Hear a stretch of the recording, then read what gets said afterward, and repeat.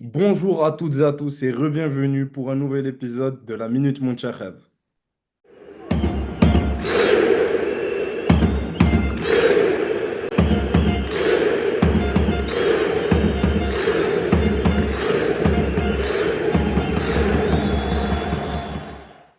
Alors, c'est un plaisir pour moi de vous retrouver aujourd'hui. Aujourd'hui, j'ai à nouveau le plaisir d'être accompagné par Jawed. Bonjour Jawed. Bonjour à tous et re-bienvenue. Alors aujourd'hui, on se retrouve pour débriefer la victoire 4-0 de l'équipe du Maroc face au Madagascar, la première de Mohamed Wahabi au Maroc. Alors on a eu droit à une victoire 4-0 face à une équipe du Madagascar qui arrivait pourtant sur ce qu'on pourrait appeler une bonne dynamique avec seulement une défaite et 5 victoires sur les 7 derniers matchs. Alors pour ce match, les hommes de Corentin Martins, nouveau sélectionneur malgache nommé en début d'année 2025, sont rentrés avec un 5-3-2 assez défensif, un bloc assez bas et compact. Pour faire face à cette équipe, quel 11 a aligné Mohamed Wabi Jawad? Alors, on commence au cage avec Mounir Kejwoui, Mohamedi, qui a porté le brassard de capitaine. Sur le côté droit, on retrouve Noussair Mazraoui. Pour le poste de latéral gauche, on retrouve Anas Salahdine. On a une charnière qui a été composée par Issa Diop et Chadi Riyad.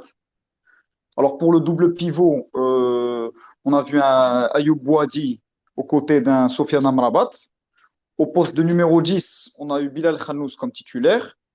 Côté droit, on a eu la première titularisation aussi de Ayoub Amaimouni, pardon. Au poste d'ailier gauche, on a eu Abdessamad Zalzouli. Et au poste de numéro 9, qui a fait office de faux 9, Ismaël Saibari. Alors maintenant, en ce qui concerne les changements, il faut souligner que tous les joueurs de champ présents sur la feuille de match ont eu des minutes. C'est-à-dire que tous les joueurs qui ne sont pas des gardiens ont eu des minutes lors de ce match. Mais ce qu'il faut souligner aussi, c'est que certains joueurs de la liste finale étaient absents. Alors je pense notamment à Bounou, Agert, Hakimi, El Ainaoui, Talbi et El Wahdi. Et ils ont été remplacés lors de ce match par les réservistes El Harrar, Sa'dan, Amin Sbahi et Ali Ammar. Alors, ce qu'il faut savoir, c'est que pour l'instant, aucune de ces absences ne devrait être à regretter, c'est-à-dire qu'il ne devrait pas être absent de la Coupe du Monde, mais on reste sur nos gardes, surtout dans les cas de Egert et Shemseddine Talbi. Alors, on va directement passer au top de ce match. Donc, pour commencer avec les tops, qui pour moi reste l'homme du match de la rencontre. Donc, Noussair Mazraoui, qui à mon sens a été pour moi très discipliné dans son jeu, qui n'a pas hésité à se projeter vers l'avant, à se positionner haut sur le terrain. Et franchement, il nous a été d'une grande utilité, surtout balle au pied. Il a su combiner sur ce flanc droit avec Ayoub El Amaimouni et il a réussi aussi à trouver, lors de nombreuses occasions, Bilal El Khanous. Donc j'ai trouvé très intéressant dans son jeu. Et on a vu un Noussair Mazraoui discipliné à l'image d'un Noussair Mazraoui lors de la dernière CAN, c'est-à-dire un vrai leader. On a retrouvé un Mazraoui qui faisait office de leader sur le terrain et qui était présent, que ce soit à la récupération ou dans les phases offensives. Alors, on va passer maintenant au deuxième top de ce match, celui qui est maintenant pour moi l'homme du match. C'est Ismaël Saibari. Pour moi, c'est aussi un match de la rédemption pour lui-même, celui qui va vraisemblablement être bientôt transféré du côté du Bayern Munich, sort un très grand match dans une position de faux neuf où il a eu beaucoup de mal lors de cette dernière rencontre. Au Munchachab, on a vu un Saibari jouer à différentes positions. On l'a vu dans une position de 10, de 8, d'ailier gauche, mais on l'a jamais vu vraiment, vraiment convaincant. Alors là, on l'a eu dans une position de faux neuf qu'il avait déjà occupé au préalable lors du premier match amical de Mohamed Wabi face à l'Équateur. Il n'avait pas été convaincant non plus. Alors aujourd'hui, ça reste certes un match face au Madagascar, pardon, mais moi personnellement, j'ai beaucoup apprécié l'activité de Saibari, que ce soit son positionnement, et surtout, j'ai beaucoup aimé son intensité au pressing, surtout en venant coller les défenseurs, en venant presser très très haut, ce qui nous a permis de marquer le doublé de Saibari notamment, où c'est lui-même qui vient chercher ce ballon et qui vient directement punir. Alors, malgré le fait que j'ai énormément apprécié son match, je tiens à souligner qu'il faudrait peut-être éviter ces petits ratés. On voit pas mal de ratés au Montiakhab depuis pas mal de temps. On le sait qu'on a un vrai problème à la finition, à l'efficacité. Mais c'est quelque chose qu'il faut vraiment corriger en vue de la Coupe du Monde. Saibari a raté deux actions quand même très très nettes qui auraient pu lui offrir un triplé. Ça n'a pas été le cas malheureusement. Ça reste un match amical, match de préparation. Mais on espère quand même que ça sera corrigé en vue de la Coupe du Monde. Donc maintenant, on va passer à Sofiane Amrabat, qui, à mon sens, à l'image d'un Mazraoui, il a été aussi très discipliné dans son jeu. On a vu un Mazraoui, pardon, un Amrabat qui était beaucoup plus en confiance dans son jeu. Et je pense qu'avec ce match-là, il a eu l'occasion justement de se racheter par rapport à ses dernières performances avec le Montiakhab. Donc j'ai vu un Amrabat qui était beaucoup plus à l'aise balle au pied, qui n'hésitait pas à avancer avec la balle, à jouer des passes vers l'avant, avec des passes appuyées, que ce soit des centres. Et je l'ai vu beaucoup plus serein aussi en termes de placement. Il savait quand reculer et se placer aux côtés de nos deux défenseurs centraux pour construire justement depuis la défense. Donc franchement, j'ai trouvé Amrabat très convaincant de manière générale dans son match et ça promet que du bon pour la suite. Donc maintenant, on passe au quatrième top. Donc je place Samir Mourabetta dans cette position-là. Alors, j'ai trouvé que dans l'ensemble, il a fait un match très correct, pareil, très discipliné, avec un très gros volume de jeu. On a vu un Mourabet qui nous a fait beaucoup de bien à la deuxième mi-temps. Il agit comme un vrai patron du milieu de terrain. Franchement, que ce soit en termes de toucher de balle, j'ai bien aimé ses combinaisons, notamment, je pense à l'action où on a obtenu le penalty, où justement on a vu qu'il avait cette tendance à combiner avec Ounahi. Et aussi, j'aimais en fait sa façon, la manière dont il faisait basculer le jeu de gauche à droite. Et donc voilà, et il nous a fortement aidé aussi dans le contre-pressing et à la récupération, notamment dans le quatrième but où justement il a réussi à récupérer le ballon du pied du joueur malgache. Et justement, il a réussi à placer une passe vers l'avant, Brahim Diaz, qui nous a permis d'obtenir ce quatrième but.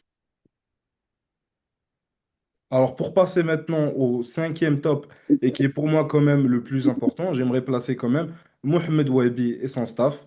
On l'a vu beaucoup plus proche des joueurs, on l'a vu beaucoup plus souriant, on l'a vu beaucoup plus en train de donner des consignes. Je pense notamment à Amrabat en milieu de match, à El Kaabi au moment de commencer la deuxième mi-temps. On l'a aussi vu très souriant avec Brahim avant de commencer ce match. Alors, personnellement, je suis en train de voir un travail très convaincant, une idéologie et une tactique et une approche complètement différente de ce que Walid Regragui proposait. Pour l'instant, en un temps record, en très peu de temps, en seulement 3 mois, deux rassemblements, 3 matchs seulement, il est en train d'arriver à appliquer son football et son idéologie qu'on a vu lors de la Coupe du Monde U20. Alors, en ce qui concerne la tactique, on a eu de la continuité et pour moi, je le répète, c'est un énorme travail de la part de Mohamed Wahabi qui est resté sur un 4-2-3-1 avec Saibari en faux neuf. Mais on a surtout vu un pressing très très haut pour étouffer l'adversaire, un pressing en 4-2-4 avec une ligne de 4 devant très mobile où on a souvent vu les joueurs venir permuter entre eux parce qu'on le sait que la polyvalence, c'est un aspect quand même très apprécié de Mohamed Wahabi. Alors dans cet aspect-là, on a quand même eu Ayoub Mouni, que Jawad a mentionné tout à l'heure. Première titularisation, première convocation. Il est venu, il a laissé sa carte de visite, il s'est présenté pour ceux qui ne le connaissaient pas. Alors on a eu droit à un énorme pressing de sa part, un vrai travail dans cet aspect. On a vu qu'il a vraiment mouillé le maillot. Mais selon moi, il a quand même eu une certaine pression sur les épaules qui ne lui a pas permis de faire parler tout son talent technique, notamment au moment de venir éliminer les joueurs en un contre un. Alors, en ce qui concerne les latéraux, et quand je dis latéraux, c'est surtout Noussaïm Mazraoui. Alors, on peut dire qu'ils ont eu, de manière générale, un rôle beaucoup plus intérieur. Surtout en ce qui concerne Mazraoui, il a réussi justement à prendre l'espace entre Bilal El Khanous et Maïmouni pour apporter justement une solution dans les demi-espaces. Zone où il a pu faire parler justement toute sa technique et son savoir-faire. On peut dire que c'est un schéma qu'on observe de plus en plus dans le football moderne, notamment avec Jules Koundé au FC Barcelone, ou bien justement avec notre cher capitaine Achraf Hakimi au PSG. Il faut dire aussi que bon, le manque d'adversité nous a permis aussi de placer notre milieu assez haut sur le terrain et d'avoir justement cette liberté balle au pied.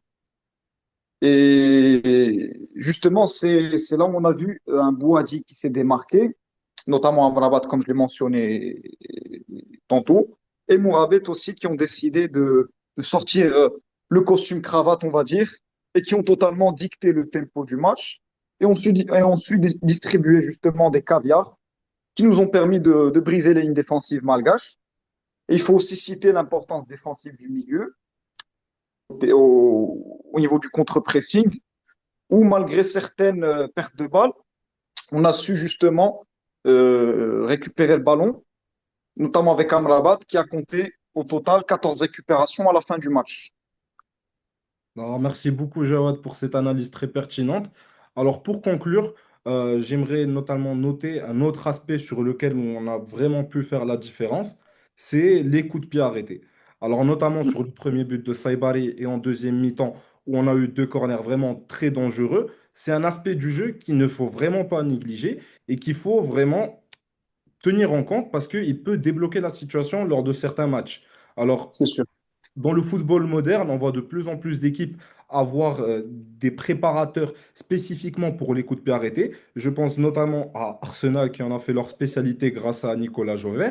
Mais on sait aussi Mhm. que Mohamed Wahabi a travaillé avec des préparateurs de coups de pied arrêtés tant bien offensifs que défensifs lors de la Coupe du Monde U20. Donc ça fait plaisir qu'on reste dans cette lignée en espérant quand même que ça nous mène vers le même résultat final, c'est-à-dire un sacre de champion du monde. Alors, merci à toutes et à tous. On se retrouve très bientôt pour un nouvel épisode. Et entre-temps, n'hésitez pas à liker cette vidéo, à commenter, à vous partager. Je vous dis à très bientôt et merci à vous. À très bientôt.